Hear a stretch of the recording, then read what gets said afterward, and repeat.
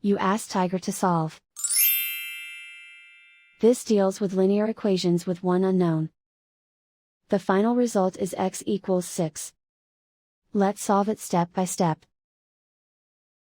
Group all x terms on the left side of the equation. Add 8x to both sides. Group like terms. Simplify the arithmetic. Group like terms. Simplify the arithmetic.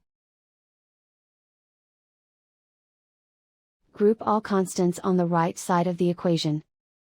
Add 8 to both sides. Simplify the arithmetic.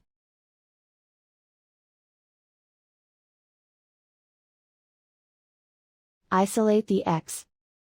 Divide both sides by 4. Simplify the fraction. Find the greatest common factor of the numerator and denominator. Factor out and cancel the greatest common factor. And so the final result is x equals 6.